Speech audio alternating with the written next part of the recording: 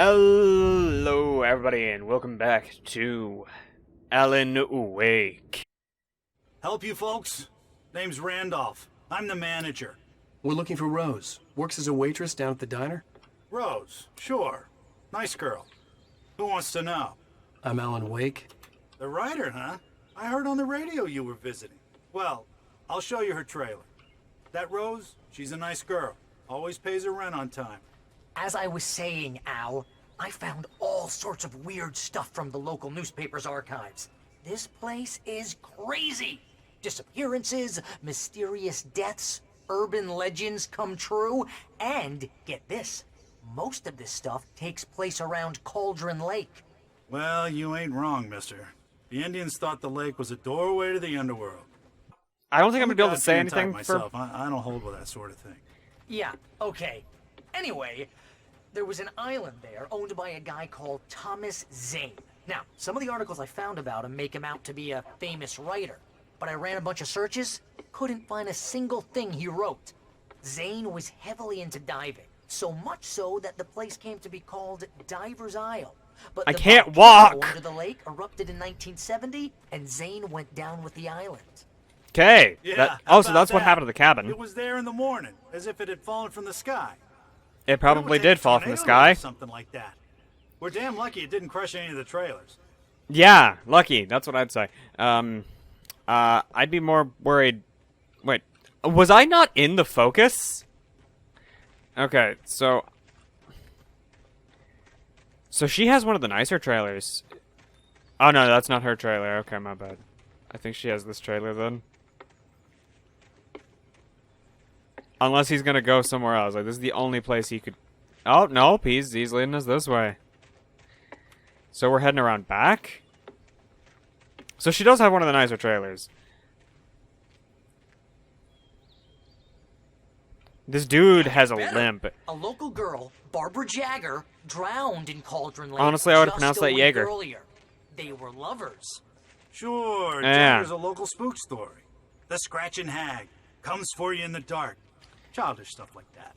Anyway, Al, I'm just getting to the best part. All of the articles about this stuff were written by Cynthia Weaver. I asked around, and she's that crazy bag lady you met. What? Interesting. The lamp lady? She can be a little loopy, but she's not homeless or anything. Yeah, anyway, she knew both Jagger and Ja- Zane before you're a they bit both of an died, ick. and she had some Hey, kind of a Randolph. breakdown. Thank you for being kind of understanding about what's going on. Why are we following you? You're just doing your rounds, essentially. Scaring the crows off. Like...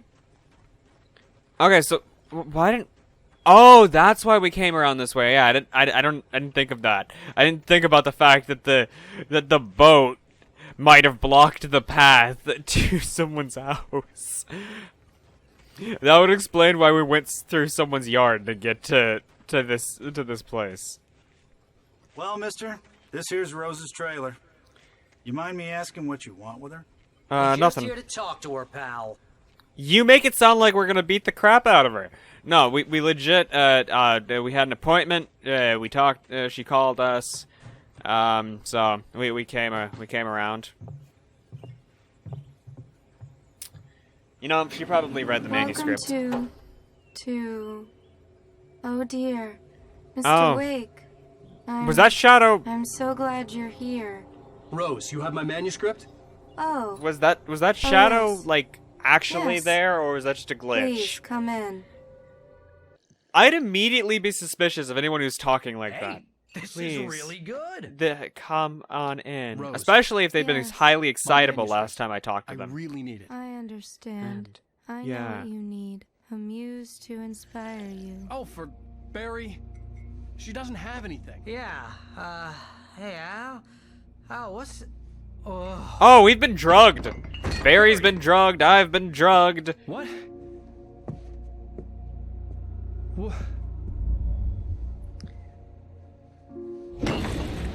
Alan should know better. Like, if he already saw her as a crazy fan, he should know better than to drink something that she gives to him. It's coming for you, hiding in my barber's skin. I'm too weak to stop it. You must turn the lights on. Okay. Promised I'd come visit you. And Hello, Miss Jagger. you must finish what you started. I insist. Why though? You must turn the lights on. So is that? So are we hearing the writer from before? Back to work, boy.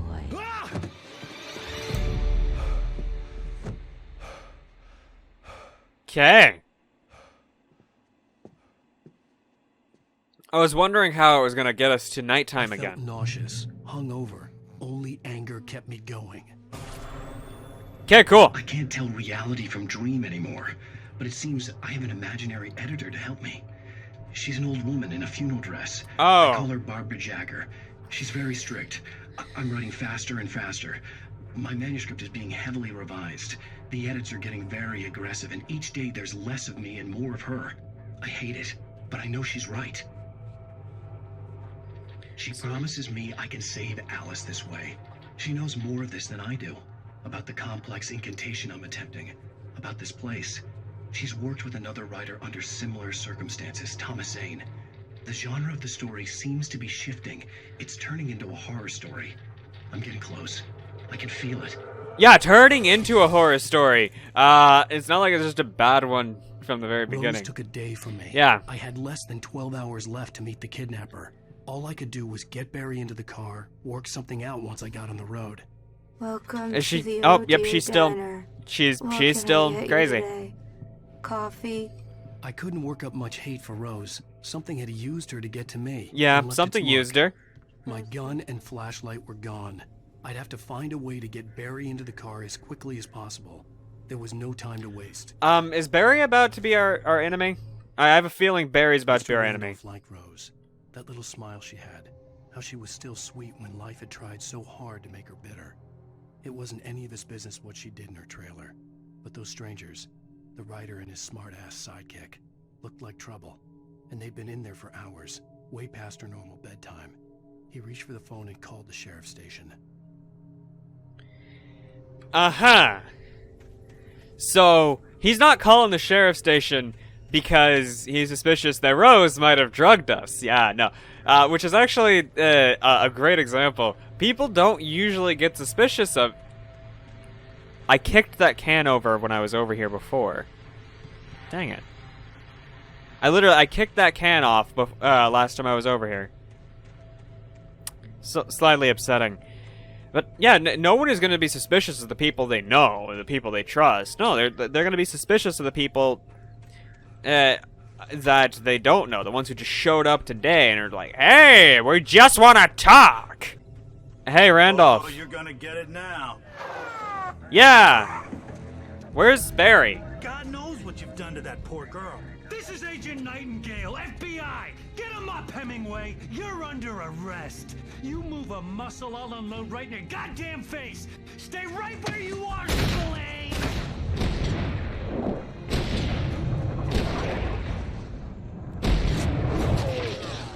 Yeah, that's a, Nightingale, that's illegal. Even if I'm fleeing, I am an unarmed person. Goddamn maniac. Yep, so, I was wondering what the story was talking about, his tone. I'd miss my appointment with the kidnapper. Give it up, Mr. Wake. Come on. Make it easy. I'd wondered what the game was talking about earlier when we got the page that talked about Nightingale. And how his tone made it seem like he was unfriendly. And now I know! His tone definitely made him seem unfriendly. That was not the tone of someone who wanted you to come quietly. Especially considering Wake is unarmed and was fleeing. Which, that bullet, if he had hit, would have been a nice little court case against Nightingale. Because that would have been a bullet in the back of an unarmed suspect. So, yep. Keep your eyes peeled, he's gonna try to make it through here. No, I'm going to make it through here because you all suck. Yeah, not like any of you actually communicate with each other, which doesn't make any sense. I don't know why any of you would even have any inkling to not communicate with each other. But at the same time, none of these people are even remotely logical. Not one of them has actually checked if Rose is all right, which should be their priority if Randolph called the police on us because he was suspicious we'd done something to Rose. Come on, guys. We need to head him off. Okay, but yeah, no, that's clearly not any of their For priorities. decades, the darkness that wore Barbara Jagger's skin slept fitfully in the dark place that was its home and prison. It was hungry and in pain. It dreamed of its nights of glory when the poet's writing had called it from the depths and given it a brief, terrible taste of power and freedom. The rock stars had stirred it from the deep sleep the poet had sunk it back to in the end. When it sensed the writer on the ferry, it opened its eyes. Okay, so the darkness is different from Barbara. Jagger is not the darkness. It's just a skin for the darkness. Okay, that actually makes sense. Woot! Yeah, throw some police vehicles around. Great idea, darkness. Oh no, I see something over there. I gotta go grab that. I probably should have listened to that. That seemed like it would have been interesting. Rose didn't know how the strange old lady got in her trailer, and she looked wrong somehow. The woman showed her teeth in an approximation of a smile and traced a finger down Rose's cheek. "Pretty girl," she said. Rose felt as if she was falling asleep, but her knees didn't buckle. The crone spoke in a whisper, her words ice cold and dark in Rose's ear. Oh, okay, so, yeah, that's great. I do want to hear what the sheriff has to say to Nightingale, though. I'm a federal agent pursuing a fugitive. You want to discuss my methods, Sheriff? Make an appointment. Over. You stay right where you are, Agent Nightingale. I'm on my way. Out. Yeah, so the sheriff has an issue with Nightingale's methods. It's like, yeah, federal agents or not, they can take control of the investigation, but this is not a serial killer case. Wake has not committed what would be a violent crime. At least, I don't think they think he's committed a violent crime. Has he? Do they think that Wake's committed some sort of violent crime? Yeah, shoot it. Yeah, that's not gonna work. And y'all think I'm crazy. Yeah, you're running into the darkness now. Great job there. Oh, the light just went out. That's great. I love it when the lights go out. This horror was everywhere I went, circling me. The cops didn't stand a chance. They were after a writer, not a monster. Wait, are you seriously telling me that geek writer just took out my deputies? Are you kidding? I mean, have you seen this guy? He wears a tweed jacket. Over. He's the guy we're chasing. If it's not him, who then? Bigfoot? Over. I don't know yet, but I'm not in the habit of jumping to conclusions. That tends to come back and bite you in the ass. Out. Yeah, she's right. I like this sheriff lady. I really do. Yeah, she's actually thinking about this. She's like, you really think that the guy who wears a tweed jacket with patches on the elbows and is a writer is the one who's taken out all of my men? You on the ground. Hold it right there. There's nowhere to run. Freeze! No, there's plenty of places for me to run.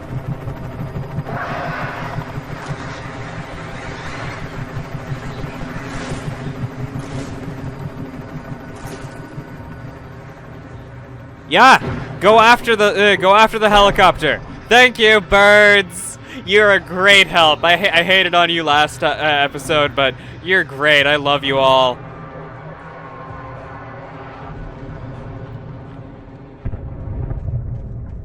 Yeah. Now it makes even less sense that that I'd be able to do this on my own. That's a helicopter that's just crashed.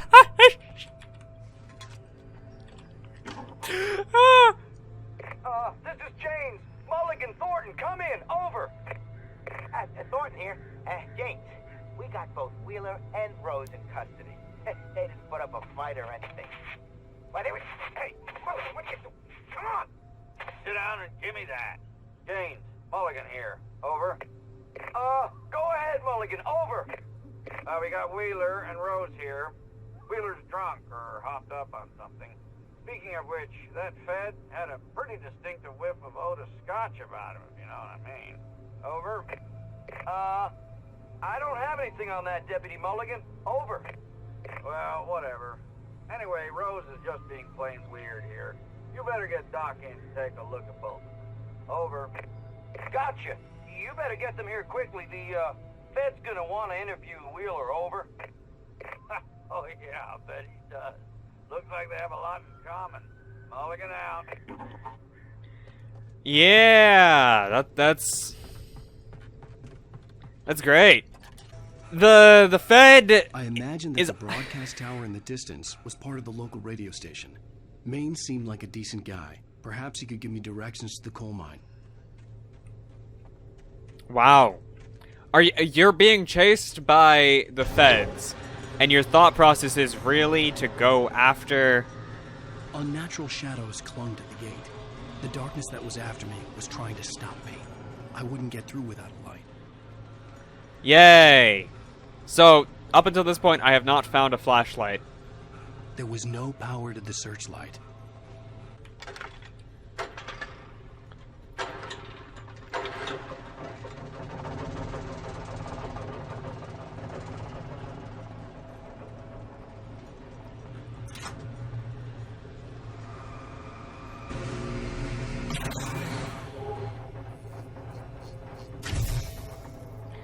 Wow. So the darkness, I have to guess it's the darkness that saps the batteries of things so heavily, because that light just burned out from 3 seconds of focusing with it. Okay, guys. The game is starting to pick up a little bit, and I guess that does make sense. This is chapter 3, but if chapter 3 is like third act sort of thing, picking up just now is a bit of an issue, sort of, but it doesn't have to be. It doesn't have to be a third act. In fact, there may not be a third act, but regardless, I hope all of you enjoyed. If you did, make sure to leave a like down below, as well as subscribe if you haven't already, so that, smack that bell, yada yada, all that stuff, all that junk. Really does help the channel to do all of those things, so that we can grow, we can have more of us, we can have larger parties and live streams.